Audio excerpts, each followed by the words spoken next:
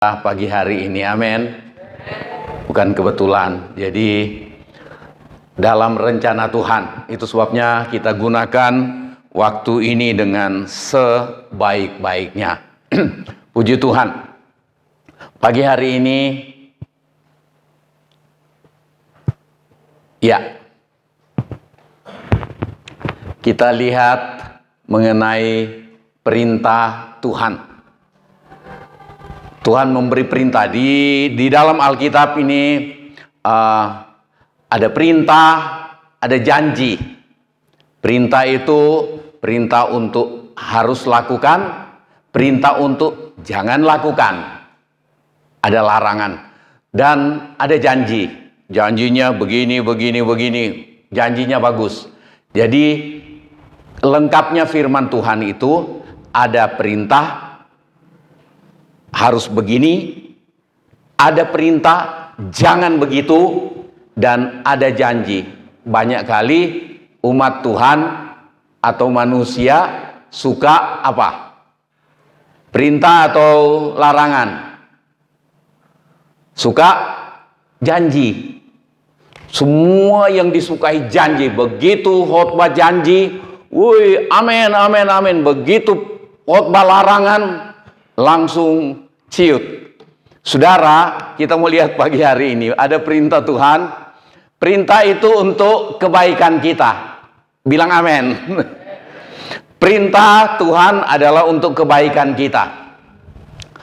Dan kadang-kadang seakan-akan menekan dan menyusahkan hidup kita. Betul atau iya? Seakan-akan. Ini bukan sungguhan. Memang kita ini kan tidak suka diatur. Wih, ini si kecil satu ini, dia merayap mau ke kamar mandi, sudah dibilang ini keset kotor dan segala macam. Dia pegang, bilang gak bisa. Kalau masih tetap lawan, angkat, teriak dia, nangis. Tapi 2-3 kali, 4 kali, lama-lama bilang gak bisa. Dia berhenti. Dia mau injak itu robot yang untuk bersihkan lantai. Tidak boleh dekat. Tidak boleh dekat, ganggu. Dia lihat saya, dia maju. Tinggal 20 cm, dia punya tangan. Tidak boleh. Kadang-kadang maksa, terpaksa saya angkat. Lawan. Kebanyakan kita begitu. Begitu perintah diberitahukan, kita lawan. Hati melawan. Tetapi kita mau belajar untuk hati kurangi melawan, sampai berhenti melawan, sampai nurut. Amin. Memang larangan itu tidak enak. Adam dan Hawa sudah dilarang, ini boleh, ini jangan. Masih ngotot untuk yang jangan. Begitu. Nah, itu sebabnya banyak orang sudah hidup lawan firman Tuhan terus. Padahal kalau ngomong firman Tuhan lancar, menggebu-gebu, dan sampai berbusa-busa pun dia ngomong. Tapi melakukannya tidak. Karena perintah Tuhan itu kadang-kadang menekan dan menyusahkan hidup kita. Kita sangka begitu. Dan kemudian kita harus membuat keputusan untuk taat atau mengabaikan. Kita ganti saya. 1, 2, 3. Saya harus membuat keputusan untuk sampai di situ saja, jangan atau. Sampai di ulang. 1, 2, 3. Saya harus membuat keputusan untuk taat. Tidak usah atau Tapi manusia, begitu perintah Tuhan disampaikan kepada manusia, itu sebabnya banyak agama muncul. Karena manusia ingin coba dengan caranya sendiri. Salah satu pengertian agama adalah upaya manusia untuk mendekati Allah. Untuk mencari Allah. Tetapi seringkali mengabaikan perintah Tuhan. Nah, sudah tidak usah panjang-panjang itu. Kita bertekad untuk membuat keputusan untuk taat. Ada akibat dari keputusan kita. Kalau kita bikin keputusan untuk taat, akibatnya bagus. Amin. Kalau kita bikin keputusan mengabaikan perintah Tuhan, maka ada akibat tak nyaman, tidak enak. Dan kita cuma mau akibat yang enak, tetapi tidak taat. Ini jadi persoalan. Itu sebabnya pagi hari ini kita melihat perintah Tuhan, tapi masih ada hubungan dengan tema kita ini. Perintah Tuhan. Yang pertama adalah apa? Jangan khawatir. Jangan khawatir ini pun itu enak buat kita sebenarnya. Tapi banyak orang begini. Iya, yang ngomong enak. Ndak alami, dibayang-bayangi dengan utang, dengan tagihan, dibayang-bayangi dengan kematian, sakit, belum sembuh-sembuh. Kemudian kita bilang, dalam hati kita anggap wajar kalau saya khawatir. Pernah ada yang ngerasa seperti itu? Wajar dong saya khawatir. Tuhan bilang jangan, karena kalau kita jangan khawatir, itu yang enak kita. Kalau khawatir, tak bisa tidak bisa tidur. Betul atau iya? Tidak bisa tidur, gelisah, gampang marah, gampang ngamuk. Kalau khawatir, kebingungan, berdebar-debar, lama-lama sakit jantung. Khawatir, banyak kali khawatir itu mempengaruhi lambung. Khawatir kekhawatiran membuat otak kerja keras, jantung kerja keras. Dia ambil oksigen di darah, darah di oksigen berkurang, mati. Itu sebabnya saudara kalau lagi sakit, tidak usah khawatir. Dalam hati begini, salah satu cara untuk tidak khawatir, tapi kita mau lihat yang Tuhan bilang. Ini yang saya bilang. Salah satu cara untuk tidak khawatir, waktu sakit, bilang mati-matilah. Kalau hidup-hiduplah. Tapi jangan cari mati. Karena banyak utang, saudara bilang, ya mati-matilah supaya bebas utang. Bukan. Jangan lari dari tanggung jawab. Tapi maksudnya begini. Kekhawatiran itu merugikan kita. Perintah untuk jangan khawatir, perintah Tuhan untuk jangan khawatir, ini adalah satu larangan untuk jangan khawatir. Tapi kebanyakan kita suka, saya pantas khawatir karena yang ada di depan saya ini tidak pasti. Sakit ini tidak tahu kapan sembuh. Masih ada uang untuk dipakai buat bayar obat atau tidak. Kemudian kita mengalir hidup dalam kekhawatiran. Dan itu gelisah, bingung, ketakutan, macam-macam. Itu sebabnya Tuhan bilang jangan khawatir. Kita mau lihat, baca ayatnya. Matius 6 ayat 25, kalau saudara cukup mata masih bagus untuk bisa lihat ke depan, boleh baca sama-sama dengan saya. Matius 6 ayat 25, 1, 2, 3. Karena itu Tuhan Yesus katakan, aku berkata kepadamu, janganlah khawatir akan hidupmu. Apa yang hendak saya makan atau minum, dan janganlah khawatir pula akan tubuhmu, akan apa yang hendak kamu pakai. Tetapi kalimat yang kita ambil di sini adalah jangan khawatir akan hidupmu. Hidup kita menyangkut yang tadi makan, minum, pakai. Tapi hidup kita ini macam-macam hal yang kita alami, apalagi sekarang bukan cuma soal makan, minum, dan pakai. Banyak hal yang kita pikirkan. Jadi seringkali kita sibuk mikirin hidup ini menurut saya harus begini. Itu sebabnya ketika belum tercapai atau kemungkinan sukar dicapai, kita mulai hidup dalam kekhawatiran. Dan kekhawatiran itu menyusahkan diri kita sendiri. Itu sebabnya Tuhan bilang jangan khawatir. Nanti kita lihat sebentar, ada cara untuk menghadapi kekhawatiran ini Tuhan beri. Ayat ini masih berlanjut. Bukankah hidup itu lebih penting daripada makanan? Makan untuk hidup atau hidup untuk makan? Hidup untuk makan atau makan untuk hidup?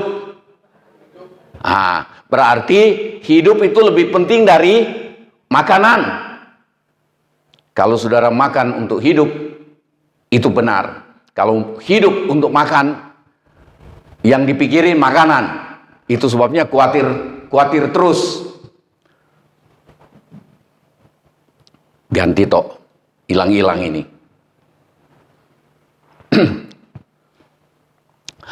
Bukankah hidup itu lebih penting daripada makanan, dan tubuh itu lebih penting daripada pakaian?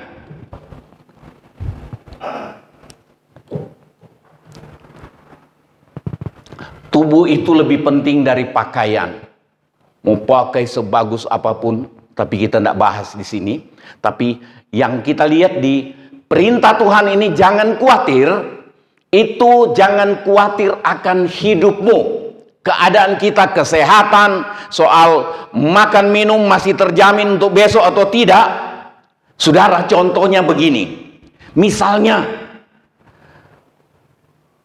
hari ini saya lihat kita sudah tidak punya beras. Misalnya, ini lagi banyak ada beras. Ada beras, Ibu Lis antri di kecamatan.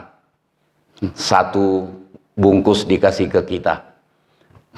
Kalau ada yang mau antri ke kecamatan, tapi habis kayaknya ya. Oh, sudah habis. Nah, jadi gini.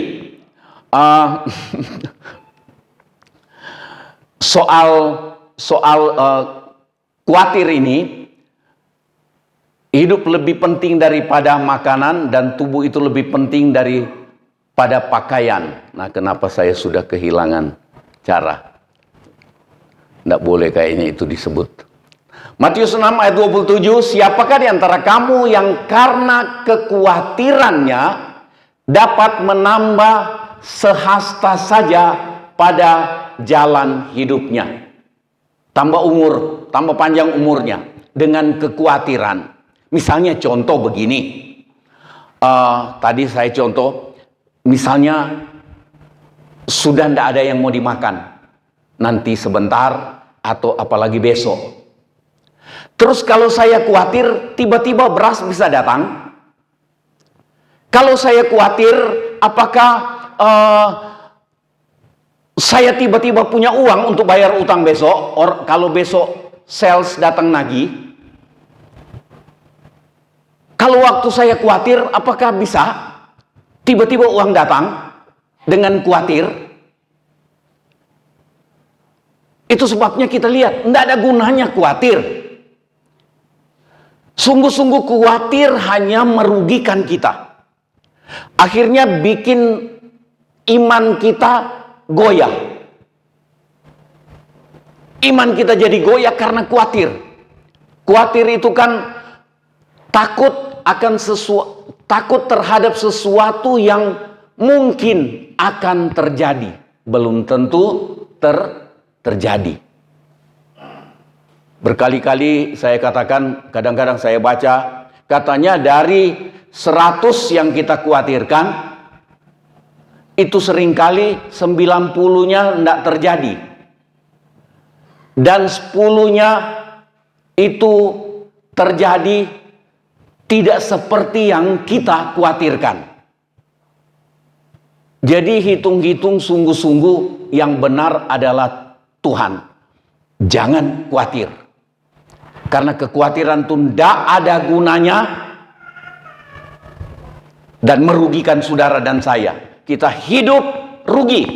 Sudah kurang tidur, mestinya bisa tidur enak. Oksigen di darah berkurang banyak karena otak diperas, jantung juga diperas. Akhirnya mahlah sakit kambuh, asam lambung kambuh, sakit kepala, segala macam kambuh. Saudara, kekhawatiran merusak. Nah, itu sebabnya dikatakan, apakah dengan khawatir kita dapat menambah sejengkal umur kita? Apakah dengan khawatir kita dapat menghentikan sel yang akan datang lagi? Apakah dengan khawatir kita bisa sembuh dari sakit? Saking khawatirnya orang-orang, kadang-kadang dia coba obat sakit kepala ini. Satu kali dia minum tidak mempan, dia ganti sebentar lagi makan siang, dia ganti satu obat lain. Tidak mempan, nanti malam dia cari obat lain, besok dia cari obat lain, 3 hari kemudian mati dia karena keracunan obat. Itu efek dari kekhawatiran. Kalau saudara sudah minum obat, ini obat saya tidak mau campur, kecuali saran dokter. Tapi kemudian kita sudah minum obat, tahu-tahu kok belum sembuh. Tuhan, kalau umur sudah sampai di sini, saya minta ampun dosa. Supaya kalau saya mati masuk surga. Itu santai, tenang. Saya kan pernah saksi ke saudara, waktu kami kena COVID, sampai saya suka ngomong belak-belakan ke Bapak Agus. Saya lebih dulu alami, baru Bapak Agus, supaya saya bebas ngomong. Rahasia yang paling akhirnya saya lihat, wah, waktu bernafas saya tinggal satu-satu, saya rasa ini kayaknya sudah mau mati nih. Tapi saya tenang. Saya bilang, kalau mau mati, matilah. Kalau Tuhan masih kasih hidup, kalau boleh, kalau memang mau mati, kalau boleh pulang Panarukan dulu. Kan begitu. Tapi saya sambil senyum-senyum, saya bilang, heran, tawar-menawar dengan Tuhan. Tapi Tuhan tidak marah lah. Saya tidak doa spesial berlutut, tetapi saya ngobrol dengan Tuhan sementara tidur. Ini sakitnya tidur di hotel bintang 4 lagi. Jadi saya tenang. Belakangan saya baca, kalau kita gelisah, kita ketakutan. Waduh, saya nafasnya tinggal satu-satu ini. Wah, ini saya bisa mati. Dan kita jadi khawatir, maka otak kita ambil oksigen banyak dari darah. Jantung kita berdetak cepat, itu ngambil oksigen dari darah. Akhirnya oksigen di darah kita berkurang banyak, mati. Jadi kalau saudara lagi sakit atau ada tagihan utang, enggak usah khawatir. Mikir boleh apa yang mau dibuat. Kalau sudah dipikir dan tidak ada jalan keluar, bilang, Tuhan, saya tidak berdaya. Di saatku tak berdaya. Terus, betul kuasa Tuhan sempurna. Tapi waktu kita khawatir, kita anggap kuasa Tuhan tidak ada apa-apanya. Kurang ajar kan itu? Sebenarnya kurang ajar, tetapi kita anggap wajar ini. Saudara, kenapa? Lanjut. Kita lihat mengenai akibat dari kekhawatiran. Coba baca sama-sama Amsal 12 ayat 25 ini. 1, 2, 3. Kekhawatiran dalam hati membungkukkan orang. Orang jadi bungkuk. Itu istilah yang dipakai. Tetapi perkataan yang baik menggembirakan dia. Membungkukkan orang. Kekhawatiran dalam hati membungkukkan orang. Terjemahan lain katakan mematahkan semangat orang. Waktu kita khawatir, semangat kita jadi patah. Semangat, tidak ada semangat. Jadi loyo. Tidak ada kekuatan waktu kita khawatir. Tadi saya katakan iman pun goyang. Iman mengecil. Iman merosot. Kekhawatiran dalam hati membungkukkan orang, membuat orang tidak berdaya. Nah, jadi tidak usah khawatir. Tuhan perintah jangan khawatir. Itu sebabnya Tuhan berikan cara. Ada perintah Tuhan, yaitu cara menghadapi kekhawatiran. Kita lihat Matius 6 ayat 26. Yang pertama Matius 6 ayat 26. Yang tanda tebal baca sama-sama. 1, 2, 3. Pandanglah burung-burung di langit. Saudara pernah lihat burung? Saya bawa sisi sore-sore di depan. Burung dari sana pulang ke Blekok. Ke belakang tempatnya Pak Sulis, ya.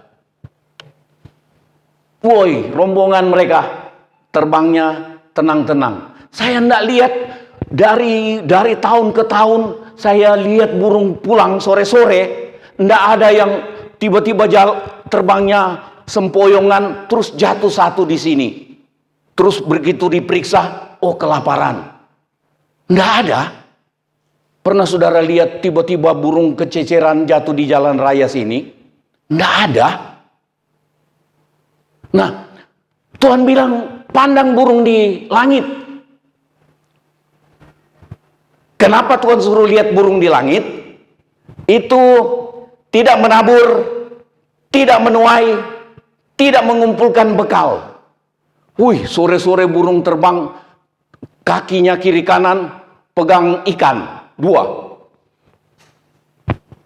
Persediaan seminggu. Ikan busuk. Nggak ada. Mungkin kecuali ada burung yang lagi punya anak kecil. Dia bawa pulang, tapi saya jarang lihat. Nggak ada bekal. Bolak-balik diambil, terus simpan. Kita datang ke Blekok, terus lihat banyak simpanan burung. Ini simpanan ikan, simpanan apa semua, nggak ada, nggak menabung. Tapi kalau saudara ada yang bisa ditabung, tabung, tapi jangan pelit. Nabung bagus, tapi karena saking ingin kumpul tabungan banyak, kita jadi pelit. Karena pelit tidak masuk surga. Ada ayatnya loh. Tidak tahukah kamu orang yang kikir tidak dapat bagian dalam kerajaan Allah. Saya takut untuk hidup kikir. Hemat bagus, kikir tidak boleh. Nah, sudah, itu lain kali. Tidak mengumpulkan bekal dalam lumbung, namun apa? Namun diberi makan oleh Bapakku yang di sorga. Kalau Bapa di sorga yang ngasih makan burung, terus bila kamu ganti saya. Terakhir, kalimat terakhir. Bukankah saya jauh melebihi burung? Atau mau rubah kalimat ini, burung jauh lebih berharga dari saya. Kalau Bapa di sorga pelihara burung,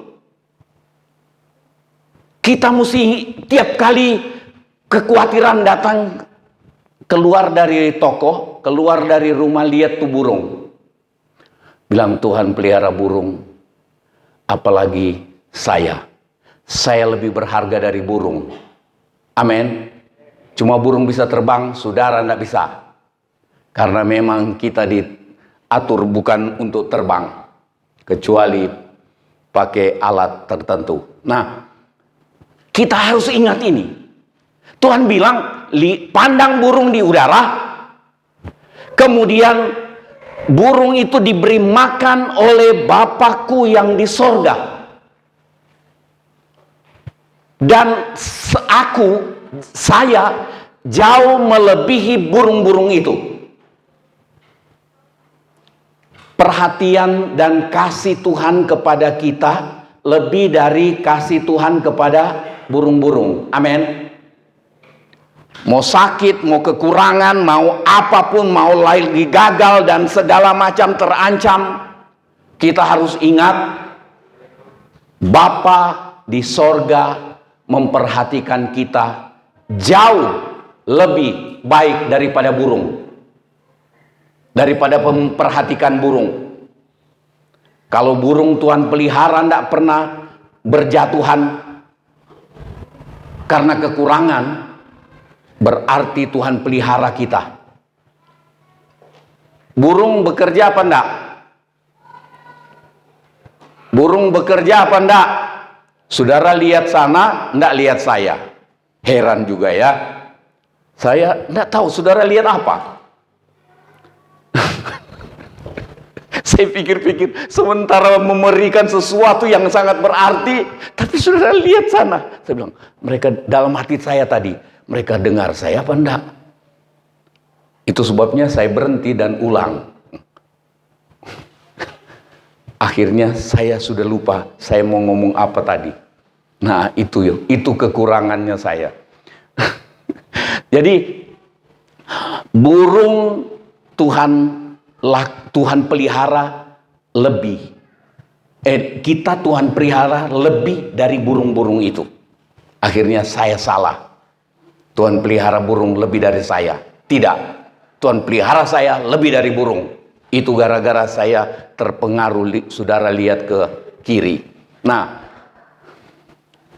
Matius 6 ayat 31. Baca sama-sama.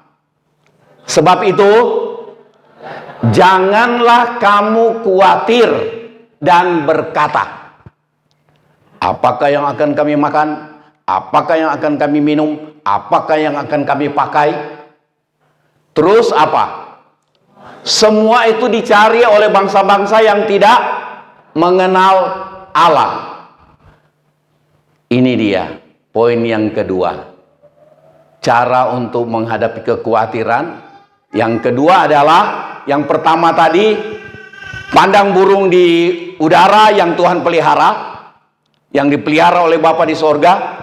Kemudian yang kedua, baca yang biru, ada tanda nomor 2. 1, 2, 3. Akan tetapi Bapamu yang di sorga tahu bahwa kamu memerlukan semuanya itu. Bapa di sorga lebih tahu bahwa kita perlu. Kalau Bapa di sorga tahu, kira-kira dia peduli dan memberi atau tidak? Kalau Bapak Anton itu Bapak yang baik, kekurangan ini, ada kekurangan buat si bungsunya, dia berupaya untuk adakan. Tapi kadang-kadang sudah waktunya untuk harus adakan, belum ada. Karena memang tidak berdaya. Tapi Bapa di sorga tidak pernah tidak berdaya. Amin. Jadi waktu saudara sakit, waktu kekurangan, waktu apapun, bilang Bapa di sorga pelihara saya lebih baik daripada pelihara burung di udara. Dan Bapa di sorga tahu keperluan saya, bukan keinginan saudara semata-mata. Karena Tuhan penuhi kebutuhan kita, bukan penuhi keinginan kita. Amin. Walaupun kadang-kadang Tuhan juga penuhi keinginan. Satu waktu saya makan siang. Begitu sementara makan siang, tiba-tiba kok terlintas di pikiran saya ingin makan buah yang dulu itu jarang ada buah itu dijual di Indonesia. Buah pir yang lembek itu loh, yang bentuknya kayak balon lampu itu. Kok tiba-tiba pikiran saya iseng begitu, bilang, enak juga kalau siang-siang begini makan buah pir yang lembek itu Nggak tahu namanya pir atau bukan. Di Tanjung Pinang banyak. Kalau saya di Batam bolak-balik mama belahkan itu masih dibelah sedikit-sedikit, sudah netes airnya. Saya sudah ngiler. Sementara ngomong itu pun sekarang saya ngiler.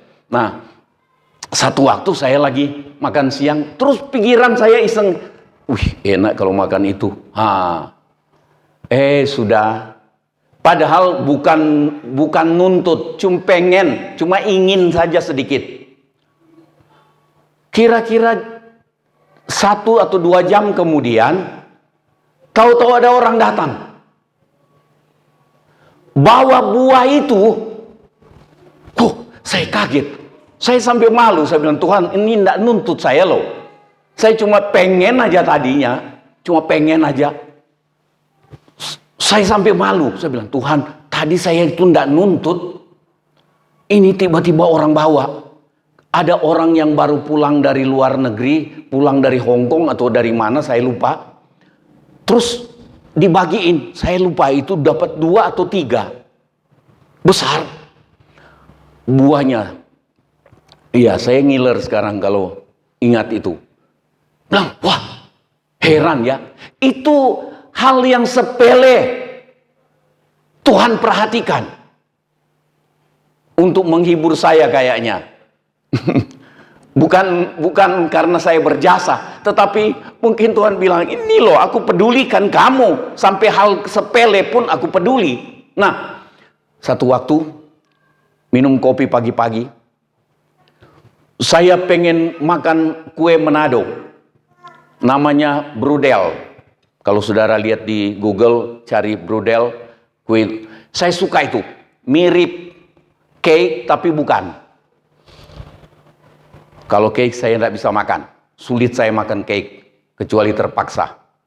Untuk menyenangkan saudara yang memberi, kalau Ibu Feni kasih, kadang-kadang depan dia saya makan, tapi saya tidak terlalu bisa makan itu. Nah, sudah.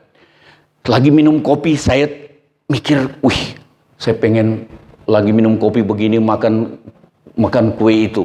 Itu kira-kira jam-jam 6:30 pagi, minum kopi di meja makan. Nah, kira-kira jam 9 atau jam 10 pagi, bel bunyi. Ada yang manggil, Om, tolong buka pintu. Saya ke depan, ada satu ibu, itu saudaranya Ibu Lice dari Ibu Gembala di Arjasa. Dia bawa 2 kue sebesar itu, kue Brudel yang saya hayalkan tadi pagi. Saudara, maksud saya begini, Tuhan peduli kita hal yang remeh itu. Saya bukan sedang kelaparan, tapi kayaknya Tuhan tunjukkan ini loh, kepedulian Tuhan terhadap hidup kita, apalagi hal-hal yang paling penting. Tetapi saudara, kita harus ingat, ada saatnya Tuhan izinkan, ada hamba-hamba Tuhan juga Tuhan izinkan 1 hari, 2 hari tidak ada yang dimakan. Tuhan sedang berbuat sesuatu yang kita tidak mampu mengerti. Itu kita bicarakan lain kali. Tetapi yang kita mau lihat di sini, enggak usah khawatir. Tuhan sangat memperhatikan kita. Ada ayat yang saya ingat sekarang dalam 1 Petrus itu, serahkan kekhawatiranmu kepada Tuhan, karena Dia yang mempedulikan, Dia yang memelihara kamu. Ini sebenarnya sudah cukup untuk kita hendak khawatir dalam hidup ini. Amin. Nah, akan tetapi Bapamu yang di sorga tahu bahwa kamu memerlukan semuanya itu. Tuhan tahu keperluan kita. Tuhan tahu keperluan kita. Dia mengerti, terus Dia peduli. Bukan cuma Tuhan tahu saja, tetapi Dia tahu dan Dia bertindak yang terbaik untuk saudara dan saya. Itu sebabnya jangan khawatir. Karena dengan khawatir kita tidak dapat apa-apa. Nah, Filipi 4 ayat 6. Janganlah hendaknya kamu khawatir tentang apapun juga. Kemudian kita lihat yang ketiga. Cara untuk perintah Tuhan untuk kita mengatasi kekhawatiran. Yang ketiga, ini ayat dari Filipi 4 ayat 6. Jangan khawatir tentang apapun juga. Kemudian apa? Yang biru. Baca sama-sama nomor 3 ini. Nyatakanlah dalam segala hal keinginanmu kepada Allah dalam doa, permohonan, dan dengan ucapan syukur. Ada doa, ada permohonan, tapi sambil mengucap syukur sebelum permohonan doa kita dijawab. Amin.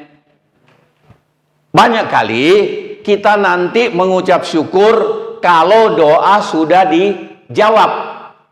Tapi caranya Tuhan perintahkan kita, itu waktu kita khawatir,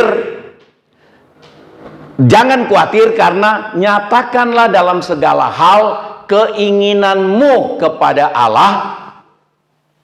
Nyatakan keinginan kepada Allah. Kalau kita nyatakan kepada orang tua tidak salah.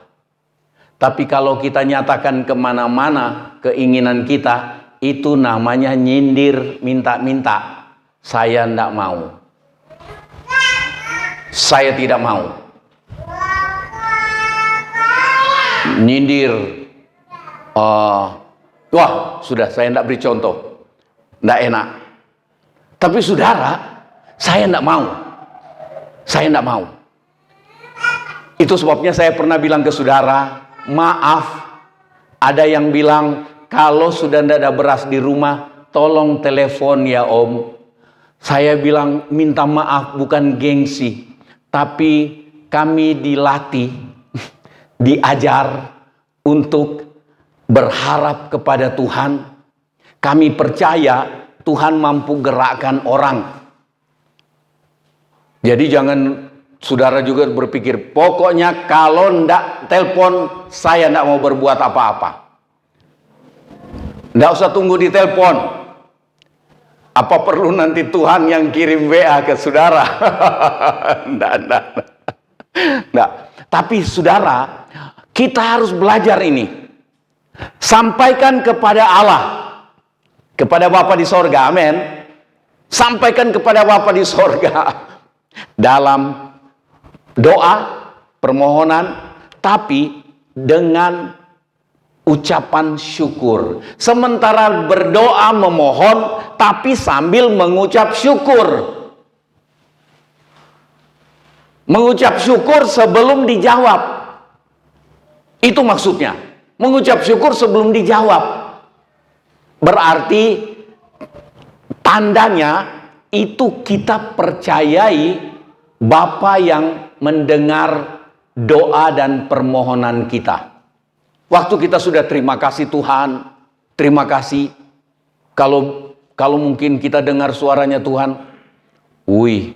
Kalau orang yang kita bilang terima kasih belum dikasih, dia bilang terima kasih apa? Saya belum tentu ngasih kok. Tapi kalau kita sampaikan doa dan permohonan ke Tuhan, kemudian kita langsung ngomong terima kasih, Tuhan bilang, wah dia sudah bilang terima kasih, nggak enak kalau nggak dikasih. Bukan begitu, itu nakalnya saya aja. Tetapi Tuhan mau. Berarti ini artinya kita percayai Tuhan. Amin. Kita percaya. Kita mempercayakan apa yang kita doakan dan pohonkan kepada Tuhan. Kita percaya Tuhan mampu lakukan. Itu sebabnya kita terima kasih. Kita percaya Dia dengar dan peduli dengan kita. Itu sebabnya kita mulai berterima kasih walaupun belum dikasih. Amin. Itu. Nah, sudah, jangan panjang-panjang. Ini akibatnya. Damai sejahtera Allah yang melampaui segala akal akan memelihara hati dan pikiranmu dalam Kristus Yesus. Enak Jadi waktu kita tidak khawatir, caranya menghadapi kekhawatiran 3 hal yang kita lihat tadi. Pandang burung-burung di udara yang dipelihara Tuhan. Kemudian kita lihat yang ketiga ini, nyatakan dalam permohonan kita, keinginan kita nyatakan kepada Allah dalam doa dan permohonan sambil mengucap syukur. Dengan ucapan syukur, maka hasilnya adalah damai sejahtera Allah yang melampaui akal itu menguasai hati, pikiran, memelihara hati dan pikiran kita. Memelihara, ada terjemahan lain katakan mengawal. Kita dikawal oleh damai sejahtera Allah. Menguasai hati dan pikiran kita. Akhirnya kita tentram, damai sejahtera. Walaupun belum terima yang kita minta. Amin. Damai sejahtera. Waktu ada damai sejahtera, kita tenang. Bisa tidur. Dan bisa mikir jalan keluar. Dan kita bisa kerja dengan baik. Tenang, ada damai sejahtera. Nah, ini dia. Perintah Tuhan. Jangan khawatir. Karena membungkukkan orang atau mematahkan semangat kita. Yang kedua, mengatasi kekhawatiran. Hal yang kedua, tetapi nomor 1, pandang burung di udara yang Allah pelihara. Kedua, ingat bahwa Bapa di sorga tahu keperluan kita. Yang ketiga, berdoa, memohon sambil bersyukur. Kemudian akibatnya yang ini. Filipi 4 ayat 7. Baca sama-sama, ulang. Damai sejahtera Allah yang melampaui segala akal akan memelihara hatimu, ganti saya, akan memelihara hati dan pikiran saya dalam Kristus Yesus. Kita sama-sama berdiri. Tuhan tahu kekhawatiran itu merugikan kita.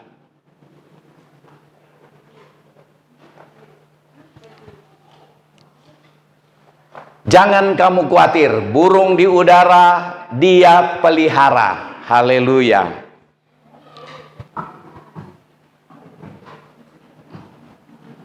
Boleh A dulu? Pakai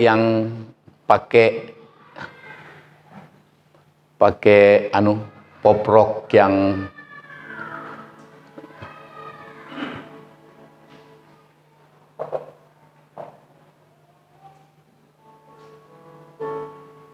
keras.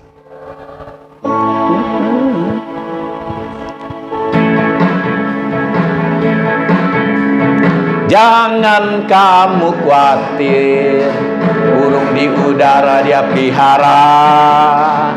Jangan kamu khawatir, bunga di padang Dia hiasi. Jangan kamu khawatir, minum pakai. Jangan kamu khawatir, Bapa di sorga memelihara. Jangan kamu khawatir, Dia pelihara. Jangan kamu khawatir, bunga di padang dia hiasi. Jangan kamu khawatir, apa yang kau makan, minum, pakai. Jangan kamu khawatir, Bapa di sorga memelihara.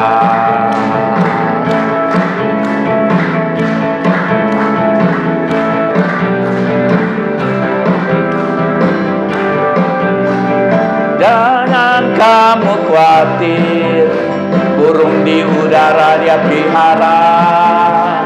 Jangan kamu khawatir, bunga di padang dia hiasi. Jangan kamu khawatir, apa yang kau makan, minum, pakai. Jangan kamu khawatir, Bapa di sorga memelihara. Jangan kamu khawatir, Bapa di sorga memelihara. Jangan kamu khawatir, Bapa di sorga memelihara.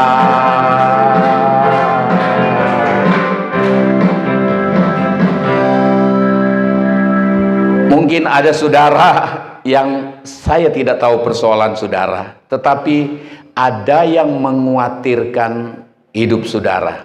Ada yang mengkhawatirkan, ada yang saudara khawatirkan. Entah apa. Entah menghadapi keadaan rumah tangga, menghadapi anak, menghadapi orang tua, menghadapi keadaan sekitar, menghadapi